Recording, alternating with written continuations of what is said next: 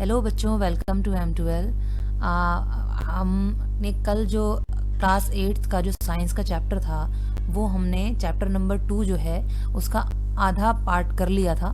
जो आपका चैप्टर है सूक्ष्म जीव मित्र या शत्रु, उसका हम फर्स्ट पार्ट कर चुके हैं ऑलरेडी। अगर आपने नहीं देखा है तो हमारे चैनल पर जाकर आप उस वीडियो को देख सकते हैं। तो आज हम सेकेंड पार्ट स्टार्ट करने वाले हैं। सेकेंड पार्ट में हमने लास्ट पार्ट में पढ़ लिया था कि सूक्ष्म जीव किस तरह से रोग कारक भी होते हैं। हमने पहले पढ़ा कि सूक्ष्म जीव किस तरह हमारी सहायता करते हैं, किस तरह हमारे मित्र होते हैं और हमारे फायदे के लिए काम करते हैं। और फिर उसके बाद हमने पढ़ा था कि हानिकारक जीवाणु भी किस प्रकार हमें नुकसान पहुंचाते हैं। और उसी में से हमने पढ़ा था कि जो हानिकारक जीवाणु होते हैं उन्हें हम रोगाणु कहते हैं, जो रोगों हमारे अंदर रोग को संचार करते हैं भोजन द्वारा, पानी द्वारा या फिर आपसी संपर्क द्वारा। ठीक है, तो हम इतना पढ़ चुके थे। आज हमने ये देखो, आपको नेक्स्ट पेज पर एक सूची दी हुई है जिसमें मानव रोग दे रखा है और उसके रोग कारक सूक्ष्म जीव कौन से होते हैं, किस तरह उनका संचरण होता है और उनसे बचाव के उपाय क्या क्या होते हैं वो बताया हुआ है। जैसे क्षय रोग है, क्षय रोग आपका जीवाणु से होता है, जीवाणु से होता है क्षय रोग। ठीक है, और ये वायु के थ्रू फैलता है। खसरा है, खसरा वायरस से होता है और ये वायु के थ्रू फैलता है। चिकन पॉक्स है आपका, चिकन पॉक्स वायरस होता है, वायरस से होता है और ये वायु या सीधे संपर्क में आने से फैलता है। इसी तरह से पोलियो होता है, पोलियो भी वायरस है और पोलियो वायु या जल के द्वारा हो सकता है। इससे बचने का उपाय क्या है कि रोगी व्यक्ति को पूरी तरह से अन्य व्यक्तियों से अलग रखा जाए, रोगी की व्यक्तिगत वस्तुओं को अलग रखा जाए और उचित समय पर टीकाकरण किया जाए।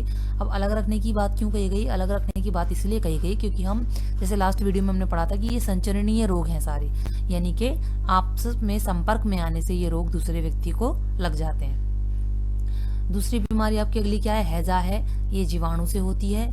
जीवाणु, और ये फैलती किस तरह है? जल या भोजन अगर दूषित हो जाता है उससे फैल जाती है। ये जीवाणु अगर जल या भोजन में आपके आ जाए तो ये बीमारी हो जाती है। इसी तरह टाइफाइड होता है, टाइफाइड भी जीवाणु से होता है और ये जल प्रदूषित होने से होता है। मतलब कि टाइफाइड का जीवाणु अगर जल के थ्रू जो है वो आपके अंदर पहुंच जाता है। इनसे बचने के क्या उपाय हैं कि व्यक्तिगत स्वच्छता और अच्छी आदतों को अपनाना, यानी कि आपको अपनी व्यक्तिगत स्वच्छता का ध्यान रखना है। आप साफ भोजन खाएं, साफ पानी पिएं, ठीक है, और अपने आसपास सफाई रखें। भली भांति पके भोजन को खाएं, कच्चे भोजन को ना खाएं। कई बार कच्चे भोजन में भी इस तरह के जीवाणु हो जाते हैं। उबलने से क्या होता है कि उसके अंदर जितने भी दूषित और जितने भी हानिकारक जीवाणु विषाणु होते हैं वो खत्म हो जाते हैं। उबला हुआ पेयजल पीना, पानी को उबालकर फिर ठंडा करके पी सकते हैं और उचित समय पर टीकाकरण करवाना चाहिए। ठीक है। हेपेटाइटिस ए, हेपेटाइटिस ए का जो बीमारी है वो कैसे होती है? हेपेटाइटिस ए का जो रोग है वो हेपेटाइटिस ए का रोग आपका वायरस के थ्रू होता है, वायरस से होता है और जल के द्वारा आपके शरीर में पहुंचता है। इसके लिए क्या करना चाहिए? उबले हुए पेयजल का प्रयोग करना चाहिए और टीकाकरण कराना चाहिए। देखो, जल के थ्रू अगर फैलता है तो इसका मतलब ये जल दूषित है, तो दूषित जल को पीने लायक बनाने के लिए उसको उबाल कर ठंडा कर लें, जिससे कि उसके अंदर के जितने भी हानिकारक जीवाणु होते हैं वो खत्म हो जाते हैं। और साथ ही साथ टीकाकरण उचित समय पर करवाएं। ठीक है। इसी तरह से हमने लास्ट वीडियो में पढ़ लिया था मलेरिया कैसे होता है। मलेरिया का जो कारक होता है वो प्रोटोजुआ होता है और ये मच्छर के थ्रू, एनाफ्लीज मच्छर होता है जो उसके वजह से होता है। इसके लिए हम क्या कर सकते हैं? मच्छर से बचने के लिए हम क्या करते हैं? मच्छरदानियों का प्रयोग करते हैं, मच्छर भगाने वाले रसायन का प्रयोग करते हैं, कीटनाशक का छिड़काव भी करते हैं जगह जगह, है ना। और मच्छर के प्रजनन को रोकने के लिए, क्योंकि मच्छर रुके हुए जल में पैदा होते हैं, तो कोशिश करनी है कि जल कहीं भी रुका हुआ ना हो, एक जगह पर उसे एकत्र ना होने दें। मनुष्य में होने वाले कुछ सामान्य रोग, उसके फैलने और रोकने के उपाय हमने ये तालिका में ऊपर ऑलरेडी पढ़ लिए। चलिए, अब ये तो हो गई इंसानों की बात कि इंसानों में कैसे रोग होते हैं, कौन से जीवाणु से होते हैं, किस प्रकार होते हैं, किसके थ्रू होते हैं, किसके द्वारा होते हैं। ठीक है। अब हम पढ़ रहे हैं कि जंतुओं में रोग कारक जीवाणु कौन से होते हैं। अनेक सूक्ष्मजीव केवल मनुष्य और पौधों में ही रोग के कारक नहीं होते, बल्कि दूसरे जंतुओं में भी रोग उत्पन्न कर देते हैं।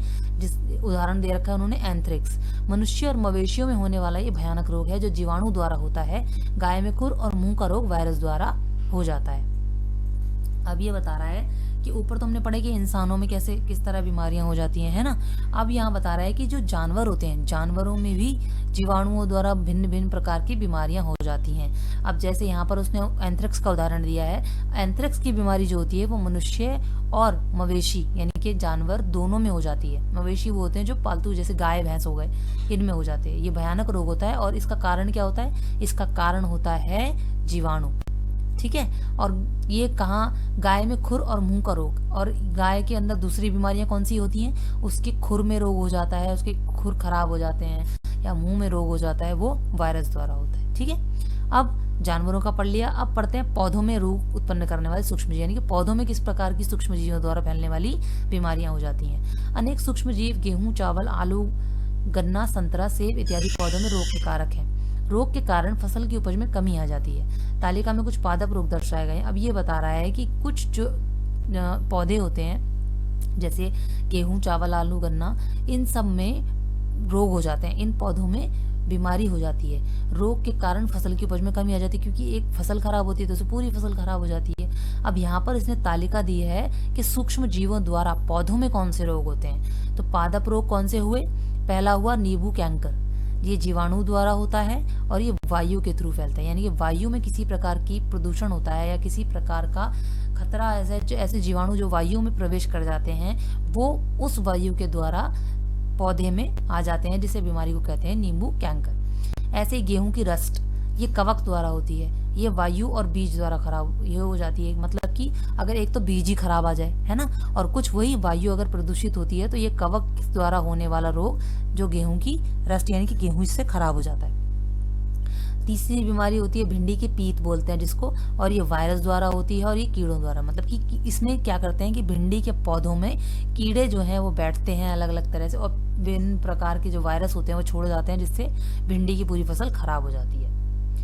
अब खाद्य विषाक्तन, फूड पॉइजनिंग कैसे होती है। फूड पॉइजनिंग को आपने बच्चों सुना होगा, जैसे कई बार कहीं आप खाना खाने जाते हैं, कोई भी खाना खाने जाता है, आपने सुना होगा कि खाना खाने के बाद उसकी तबीयत खराब हो जाती है ना, उल्टियाँ होने लगती हैं, तो ये फूड पॉइजनिंग हो जाती है। फूड पॉइजनिंग क्या होती है, जैसे अब यहाँ पर उसने उदाहरण दिया, देखो भूजो के एक मित्र ने उसे पार्टी में आमंत्रित किया, उसने वहाँ अनेक प्रकार के व्यंजन खाए, घर आने पर उसे उल्टी होने लगी, उसे अस्पताल में ले जाया गया, तो डॉक्टर ने बताया कि उसे फूड पॉइजनिंग यानी कि खाद्य विषाक्तन हो गया है।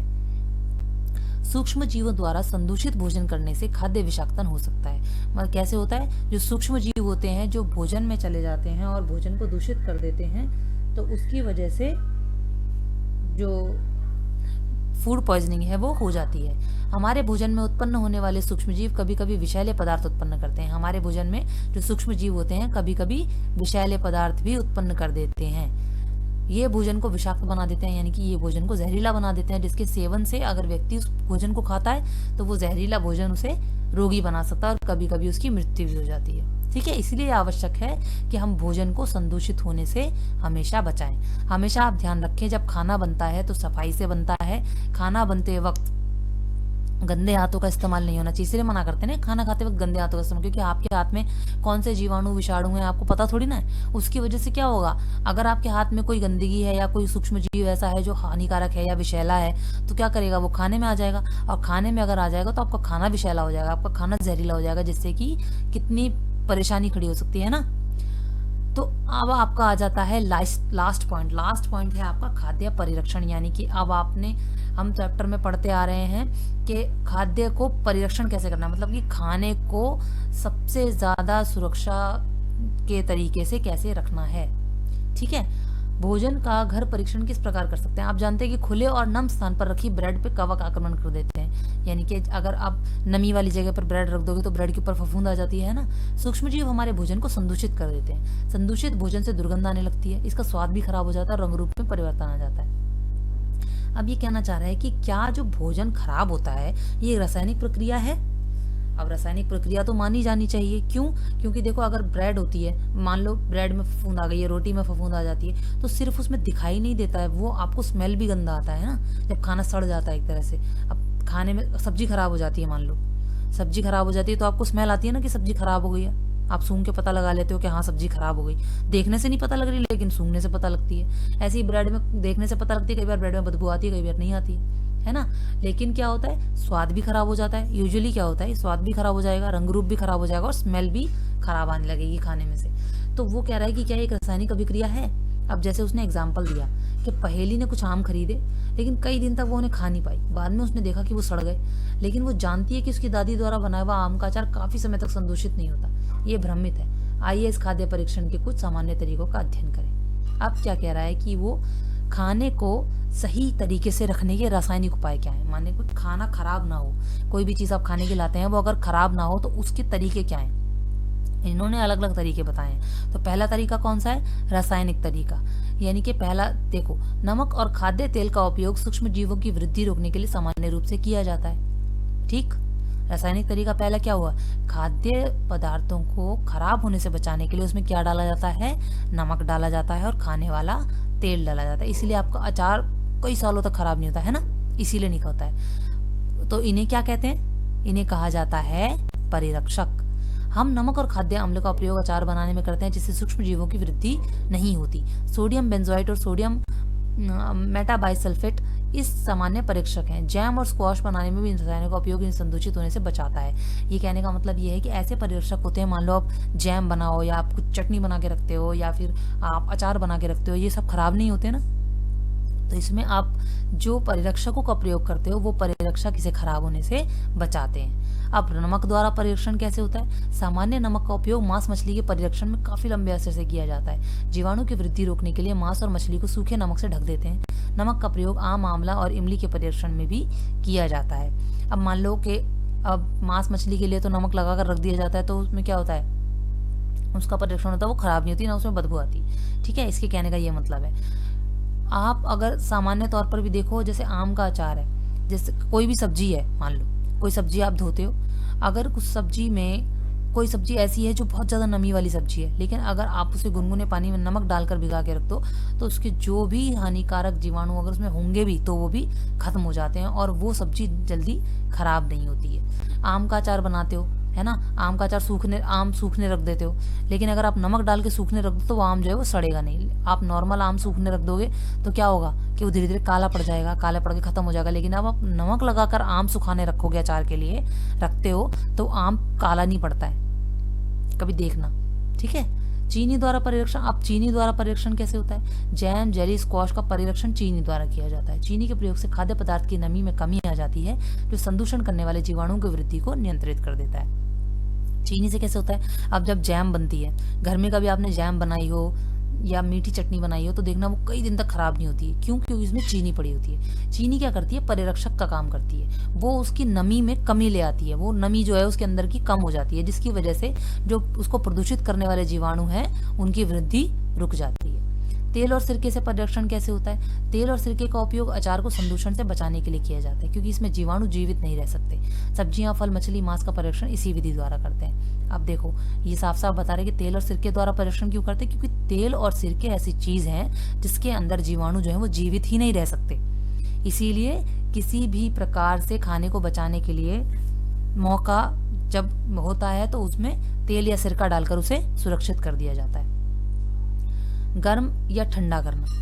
आपने माँ का दूध आपने माँ को दूध उबालते हुए देखा होगा, ठीक है। उसके उबालने से अनेक सूक्ष्म जीव नष्ट हो जाते हैं। आप दूध को उबाल कर ही क्यों इस्तेमाल करते हैं, कभी आपने सोचा है? दूध को इसलिए उबाला जाता है क्योंकि कच्चा दूध खराब होने की संभावना जो होती है वो बहुत जल्दी होती है। अगर आप कच्चा दूध ऐसे ही रख दोगे तो कच्चा दूध जल्दी फट जाएगा, लेकिन अगर आप दूध को उबाल के रखोगे तो दूध के फटने की संभावना बहुत कम हो जाती है, ठीक है। इसी तरह से जब खाना होता है तो हम खाना बाहर क्यों नहीं रखते, खाना फ्रिज में क्यों रखते हैं? खाना फ्रिज में हम इसीलिए रखते हैं क्योंकि कम जब तापमान होता है उसकी वजह से सूक्ष्म जीवों की वृद्धि जो है वो कम हो जाती है, ठीक है। पाश्चरीकृत दूध को बिना उबाले इस्तेमाल किया जा सकता है क्योंकि ये सूक्ष्म जीवों से मुक्त होता है। अब जो पाश्चरीकृत दूध होता है इसको आप बिना उबाले इस्तेमाल कर सकते हो क्योंकि ये पहले से ही सूक्ष्म जीवों से मुक्त होता है, इसमें सूक्ष्म जीव नहीं होते किसी भी तरह के। इसके लिए दूध को 70% पर 15 से 30 सेकंड के लिए गर्म करते हैं, फिर एकाएक ठंडा कर उसका भंडारण कर लेते हैं। ऐसा करने से सूक्ष्म जीवों की वृद्धि रुक जाती है। इस प्रक्रिया की खोज लुई पाश्चर नामक वैज्ञानिक ने की थी, इसे पाश्चरीकरण कहते हैं। इसने बताया कि पाश्चरीकृत दूध को अगर आप रखो तो आप ऐसे ही रख सकते हो क्योंकि उसमें सूक्ष्मजीव नहीं होते। अब पाश्चरीकरण की उसने प्रक्रिया बता दी। उसमें क्या होता है कि 70 डिग्री सेल्सियस पर 15 से 30 मिनट सेकंड के लिए दूध को गर्म करते हैं और फिर तुरंत ठंडा कर देते हैं। इसकी वजह से क्या होता है कि सूक्ष्म जीवों की वृद्धि रुक जाती है और उबलने की वजह से सूक्ष्म जीव खत्म हो जाते हैं। इस प्रक्रिया की खोज किसने की थी? लुई पाश्चर ने की थी और इसे इसलिए पाश्चरीकरण कहा जाता है। भंडारण और पैकिंग कैसे? अब खाने का भंडारण और पैकिंग कैसे किया जाए? आजकल मेवे और सब्जियां भी वायुरोधी सील किए गए पैकेटों में बेचे जाते हैं जिससे सूक्ष्म जीवों की सुरक्षा हो जाती है। कहने का मतलब ये है कि भंडारण से कैसे सूक्ष्म जीवों से बचाया जा सकता है कि उसको इस तरह से पैक किया जाए कि उसके अंदर हवा न जा सके। अब जैसे मेवे हैं और सब्जियां हैं, इस तरह इनको वायुरोधी सील किया जाता है, मतलब कि इसमें कहीं से भी हवा ना घुस सके। तो हवा घुसेगी तो नमी आएगी, अगर नमी आएगी तो नमी से सूक्ष्मजीव पैदा होंगे जिसकी वजह से वो खराब हो जाएगी। तो इसलिए उन्हें अच्छी तरह से सील पैक कर दिया जाता है। नाइट्रोजन स्थिरीकरण, अब वो कह रहा है कि आप राइजोबियम जीवाणु के बारे में पढ़ चुके हो और आप ये भी पढ़ चुके हो कि मिट्टी अगर स्वस्थ होती है तो वो उसके अंदर जो सूक्ष्मजीव होते हैं वो नाइट्रोजन का स्थिरीकरण कर लेते हैं। अब ये कहना चाह रहा है कि लेग्यूम पौधों में नाइट्रोजन स्थिरीकरण में सहायक होते हैं। स्मरण कीजिए, राइजोबियम लेग्यूम पौधों की ग्रंथियों में रहते हैं, जैसे सेम और मटर जो एक सहजीवता है। कभी कभी तड़ित विद्युत द्वारा भी नाइट्रोजन का स्थिरीकरण हो जाता है, यानी कि जो बिजली चमकती है ना, उससे भी नाइट्रोजन स्थिरीकरण हो जाता है। लेकिन क्या आप जानते हो कि नाइट्रोजन की मात्रा वायुमंडल में स्थिर रहती है? आपको आश्चर्य होगा कि कैसे संभव है। अब बताते हैं कैसे संभव है ये। नाइट्रोजन चक्र क्या होता है? अब ये बताना चाह रहा है कि नाइट्रोजन का जो स्थिरीकरण है वो वायुमंडल में कम ज्यादा क्यों नहीं होता, स्थिर रहता है। नाइट्रोजन की मात्रा वायुमंडल में स्थिर ही रहती है। ठीक है, कैसे रहती है वो? देखो, हम जानते हैं हमारे वायुमंडल में 78% जो है वो नाइट्रोजन गैस है। नाइट्रोजन सभी सजीवों में आवश्यक संघटन है, यानी कि सभी सजीव जितनी भी वस्तुएं हैं, जितने भी प्राणी हैं, पौधे हैं, जंतु हैं, सब में पाई जाती है। जो प्रोटीन, पर्णरहित क्लोरोफिल, न्यूक्लिक एसिड और विटामिन में उपस्थित होता है। कहाँ कहाँ नाइट्रोजन होता है? प्रोटीन में होता है, पर्णरहित क्लोरोफिल जो पौधे बनाते हैं उसमें होता है, न्यूक्लिक एसिड और विटामिन में उपस्थित होता है। विटामिन हम लेते हैं, है ना, विटामिन में भी उपस्थित होता है नाइट्रोजन। पौधे और जंतु वायुमंडलीय नाइट्रोजन का उपयोग सीधे नहीं कर सकते।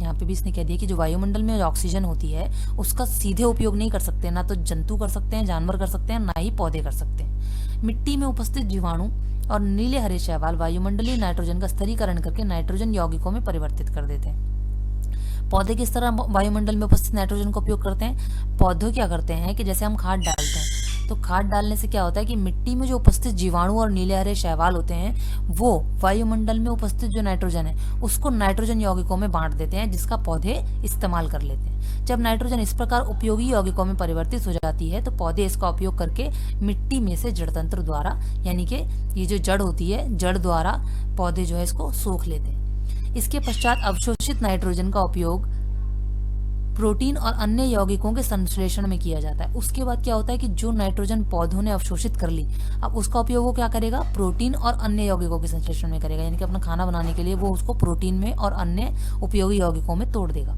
पौधों पर निर्भर करने वाले जंतु उनसे प्रोटीन और अन्य नाइट्रोजन यौगिक प्राप्त करते हैं, क्योंकि पौधों की जड़ों में नाइट्रोजन आ चुकी है। और जो जंतु पौधे खाते हैं उनके अंदर भी वो नाइट्रोजन उस प्रकार से पहुंच जाती है। पौधों और जंतुओं की मृत्यु के बाद मिट्टी में उपस्थित जीवाणु और कवक नाइट्रोजन अपशिष्ट को नाइट्रोजन यौगिकों में परिवर्तित कर देते हैं। अब मान लो पौधे मर गए, पौधा सड़ जाता है, मर जाता है, जमीन में दब जाता है, इसी तरह से जंतु मर जाते हैं। तो जब उनका विघटन हो जाता है और वो मिट्टी में दब जाते हैं तो मिट्टी में जो उपस्थित जीवाणु हैं और कवक हैं वो क्या करते हैं कि जो पौधों में और जंतुओं में नाइट्रोजनी अपशिष्ट उपस्थित हैं उनको क्या करते हैं? नाइट्रोजनी यौगिकों में परिवर्तित कर देते हैं। उस नाइट्रोजनी जो यौगिक होते हैं उसे नाइट्रोजन गैस में परिवर्तित करते हैं और वो नाइट्रोजन गैस क्या होती है?